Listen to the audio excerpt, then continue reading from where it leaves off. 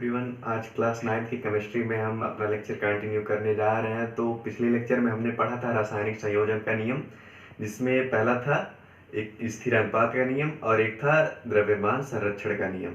तो स्थिर अनुपात का जो नियम था, उसी नियम को एक प्राउस्ट नाम के वैज्ञानिक जो थे, उन्होंने अपने शब्दों में कहा था। तो अब आज हम पढ़ेंगे प्राउस्ट का नियम।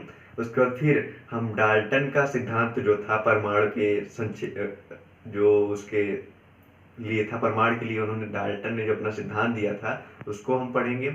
उसके बाद फिर हम एक क्वेश्चन करेंगे आज, जो द्रव्यमान संरक्षण नियम पर आधारित है।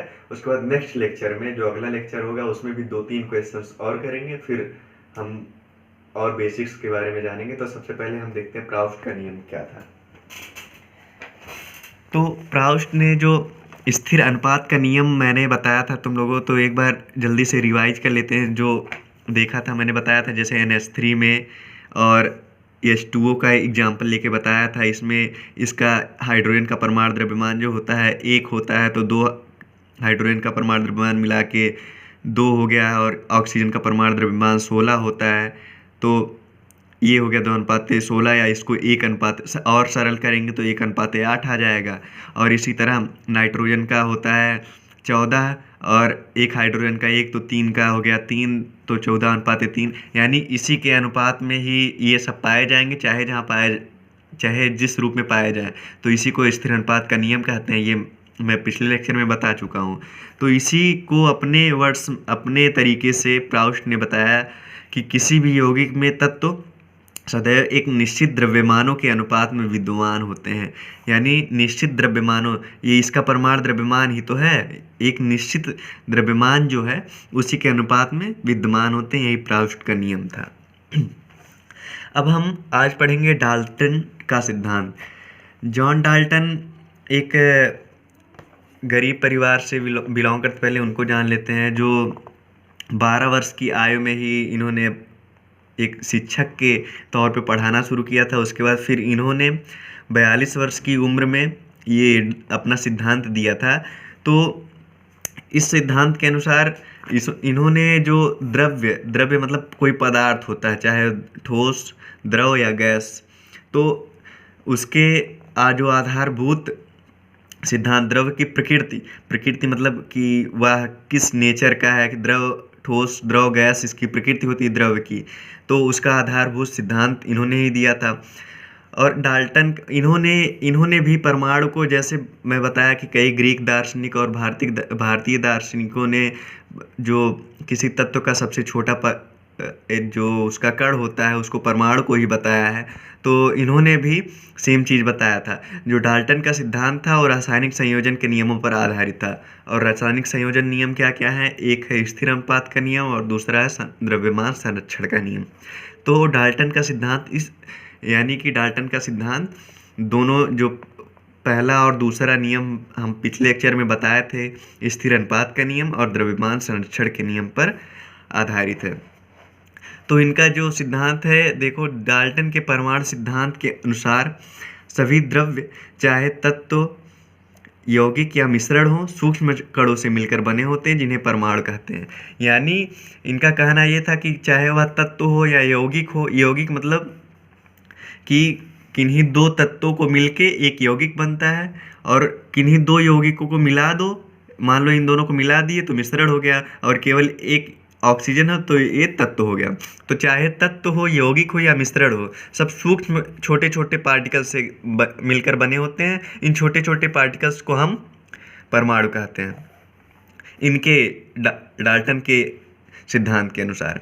तो इन्होंने कुछ 6 सिद्धांत दिए थे, तो इनमें सभी सिद्धांतों को हम देखेंगे। देखो, सबसे पहला सिद्धांत इनका यह था कि सभी द्रव्य परमाणुओं से निर्मित होते हैं, जो कि रासायनिक अपक्रिया में भाग लेते हैं। यानी जो परमाणु होते हैं, जो द्रव्य को बनाते हैं, वही रासायनिक अपक्रिया में भाग भी लेते हैं। भाग मतलब भाग नहीं लेते हैं, उसमें अपक्रिया करते हैं जाकर।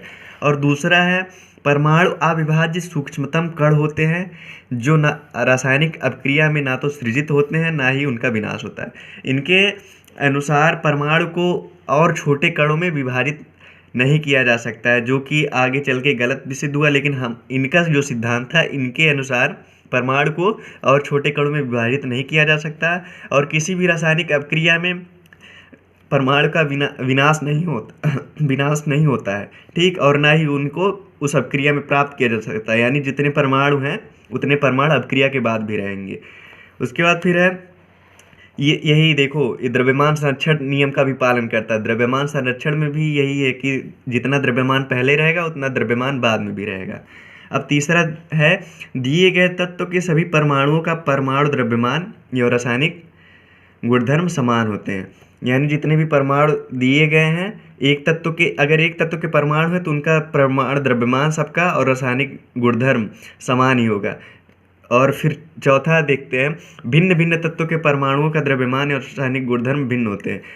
एक तत्व का अगर परमाणु रहेगा तो उसका परमाणु द्रव्यमान समान रहेगा, लेकिन अगर दो तत्व हैं तो इसका कुछ द्रव्यमान कुछ अलग रहेगा और दूसरे वाले का इसका कुछ अलग रहेगा। मान लो ये छोटा इसका परमाणु है तो इसका कम द्रव्यमान रहेगा, इसका ज़्यादा बड़ा है तो इसका ज़्यादा रहेगा। इसी आधार पर इनका रासायनिक गुणधर्म भी भिन्न भिन्न होगा।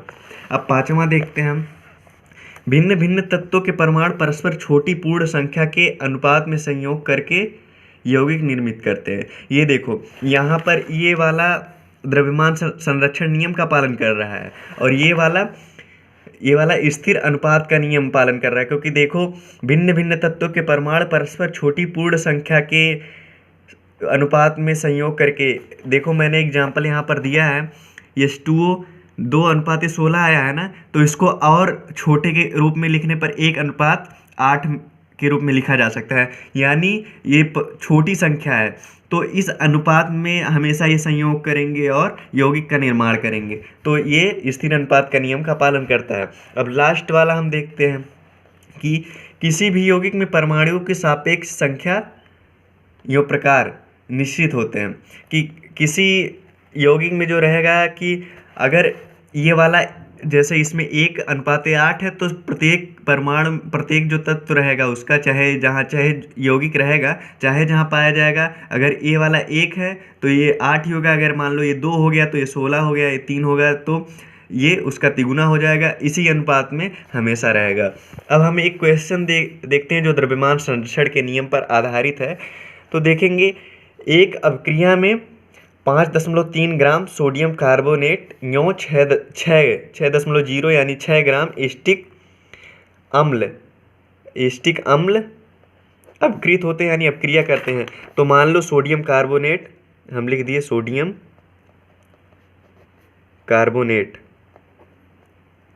कार्बोनेट प्लस एस्टिक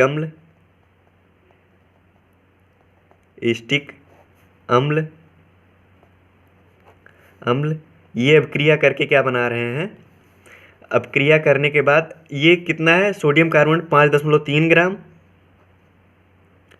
और फिर एस्टिक अम्ल 6.0 ग्राम। अपक्रिया करके बना रहे हैं कार्बन डाइऑक्साइड, जिसको हम CO2 लिख दे रहे हैं, CO2 बना रहे हैं। उसके बाद फिर 8.2 ग्राम बना रहे हैं सोडियम एसीटेट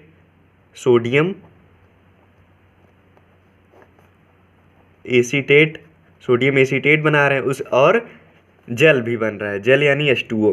तो अब हम इसका लिख देंगे 2.2 ग्राम ये बन रहा है कार्बन डाइऑक्साइड, 8.2 ग्राम बन रहा सोडियम एसीटेट और 0.9 ग्राम जल। तो अब हमको देखना है कि द्रव्यमान जितना इधर था, अगर इतना ही इधर ही होगा तभी द्रव्यमान संरक्षण का नियम का पालन करेगा। तो हम 5.3 और 6 को जोड़ दे रहे हैं, तो अब प्राप्त होता है हमको, मान लीजिए 6 + 5.3, इसको जोड़ेंगे कितना आ जाएगा, 11.3 आ रहा है। तो अब हम इन तीनों को भी जोड़ेंगे, अगर 11.3 आ जा रहा है तो समझिए कि द्रव्यमान संरक्षण नियम का पालन कर रहे हैं। तो हम 8.2, 2.2, 0.9 इन तीनों को जोड़ दे रहे हैं।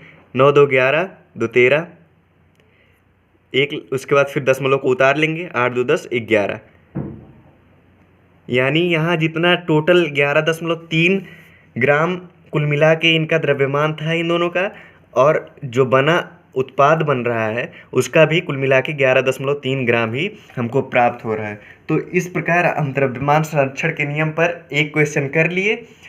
अब हम नेक्स्ट लेक्चर में 2 क्वेश्चन और इसी पर एक स्थिर अनुपात के नियम पर करेंगे। उसके बाद फिर एक डाल्टन का सिद्धांत जो है उस पर हम एक क्वेश्चन करेंगे। उसके बाद फिर कंटिन्यू करेंगे। Thank you.